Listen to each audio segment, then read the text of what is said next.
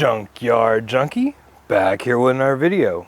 In today's video, I'm going to be showing you how to perform a leak down test. So usually you won't be using this very often. This is the best way to find out if you got bent or burnt valves, blown piston rings, blown head gasket, and the overall condition of your motor. So let's go ahead and jump right into it. Okay, so the first thing you're going to need is a cylinder leakage tester kit. This is OTC part number 5609. You want to get a good quality one. The cheaper ones may not give you an accurate reading, and when you're doing something this important, OTC, Snap-on, and reputable brands are where you want to stay. As you can see in this, it gives you operating instructions.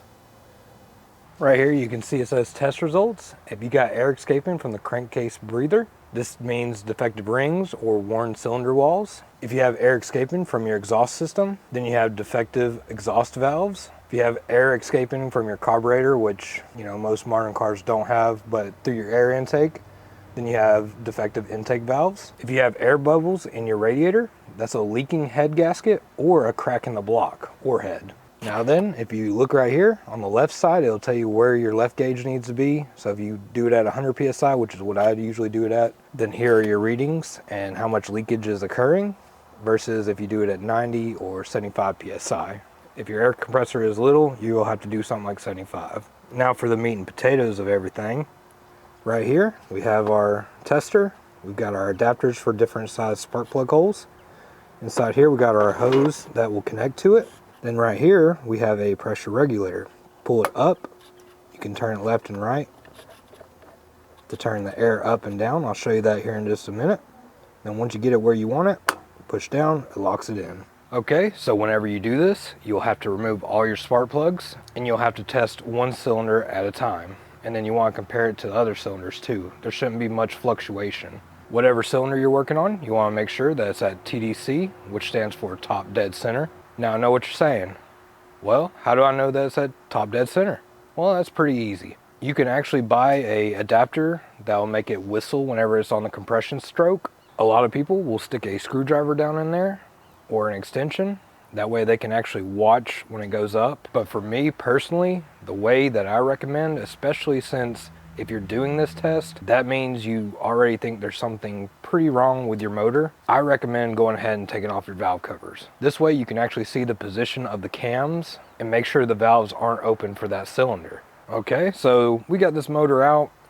It's a little 4-cylinder, so it won't be hard to take the valve cover off. We'll go ahead and do that now. Okay, so before I actually take the valve cover off, I'm gonna take out the spark plugs.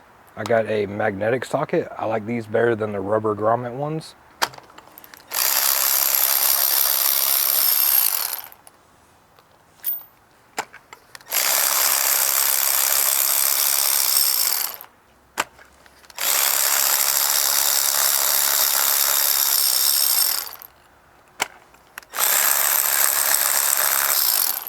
Okay, so next up, we're just going to go around the valve cover, and I'm just going to take all these off real quick, and we'll get right back to it. Okay, so now that I got all of those taken out, we can sit here, just rock it up, take it out.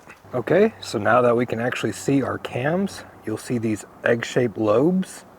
You want both of these lobes to be up and away from each other. This way it's putting no pressure on the intake valves or the exhaust valves. Okay, so now we're going to turn it over. All I'm going to do is put a socket on the crankshaft and turn it over by the crankshaft pulley.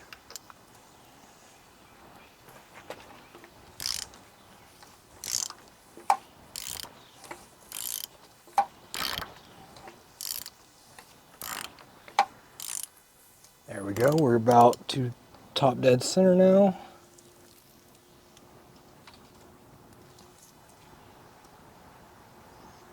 That's good. So if we look, our cam lobes are facing up and away, up and away. Okay, as you can see here, it says M14 on this one. And all I did was take an M12 adapter and just thread it right on. Now we're gonna go ahead and stick that in the spark plug hole. Get it threaded in there. And go until it's tight. Right there, I can't do it no more. Okay, so here's our tester. Right here is where we'll feed it air. Now my tip here is to go ahead and back this regulator off, so pull it out.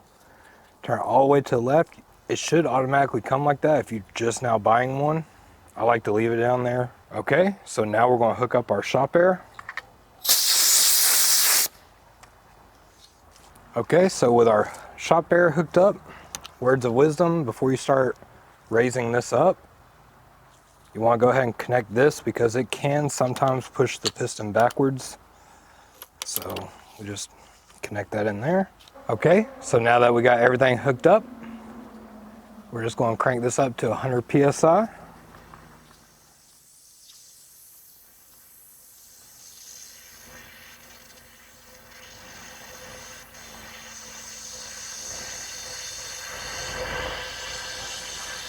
Okay, with this at 100 psi, over there you can see that we have 20% leakage, because if this was a perfectly brand new motor, ideally it would be 100, but you're never going to get that even with a brand new motor. But you know, something like 95 is more realistic. 80 is on the very bottom end of a good motor. Anything past 15 to 20%, they usually call for a rebuild. If you listen, you can actually hear the air going by. This is where you'd hunt down where the air is coming from. If it's something along the intake or something like that, if you take off a vacuum hose and you hear it and you can feel it, then you know that your intake valves are bad.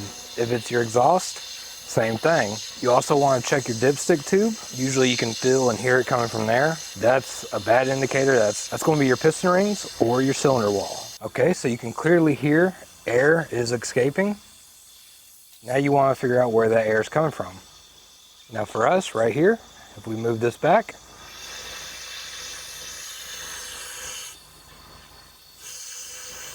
so it's coming out of our intake. So we got bad intake valves. So typically with your air intake, you can just take off a vacuum hose usually, and you can put your finger on there and you can usually feel it pushing air and hear it. With your exhaust, the best method I found is to go down there and put a glove over the end of the exhaust, and if it blows up the glove, then you know that air is going through there. And then finally, if you're looking to see if your piston rings or your cylinder walls might be the culprit, then you want to go ahead and pull out your dipstick, maybe take off your oil cap and listen and feel, see if you can feel the air rushing by. But like I said, you really want your engine to be up near 95, 90.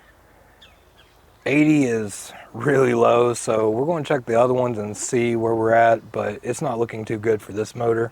Okay, so just like with these cam lobes, we want these cam lobes to be facing towards each other. Okay, as you can see, our cam lobes are facing away. We may have to turn it just a little bit more, but let's go ahead and see what we get out of this one.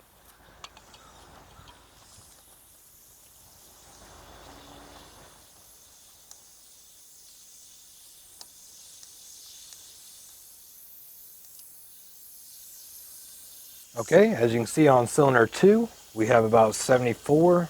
That comes out to about a 26% leakage, which is terrible. This motor will definitely have to be rebuilt, but it always seems like it's coming from the intake. So if we move the intake manifold, listen.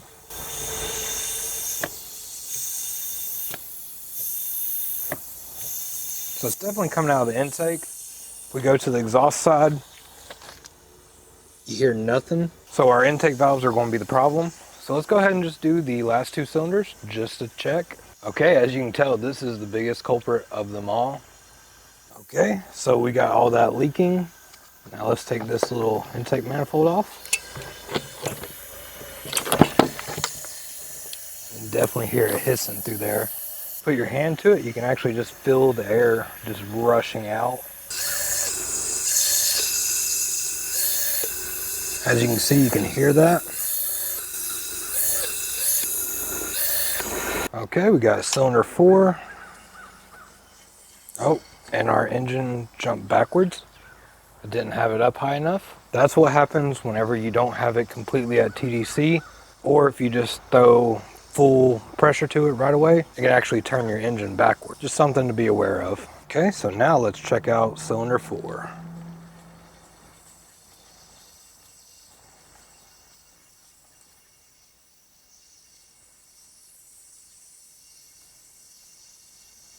Cylinder 4 by far is doing the best. If all of them were doing like this, this is a very good seal. Even for like a brand new motor, this is very acceptable. This is excellent condition right here. Good rings, good valves. Too bad our other cylinders don't agree with that. If all four were like that, this would be a great motor to go ahead and throw in another car. If you found this video helpful, please leave me a like, comment, share, and subscribe. Thank you.